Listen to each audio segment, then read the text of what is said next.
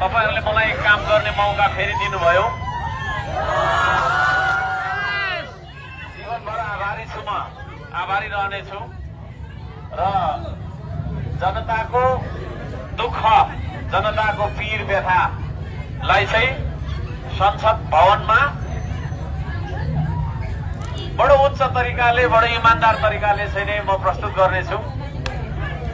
यसपालि श्रम संस्कृतिको चुनाव चिन्ह माटोमा भोट लगाउनु हुने सम्पूर्ण, साथै अरू दलमा भोट लगाउनु हुने सम्पूर्ण मतदाता सबैजनालाई हार्दिक धन्यवाद दिन चाहन्छु। आज हर्कसापाङको मेरो विजय भएको होइन, यो तपाईहरुको विजय भएको हो।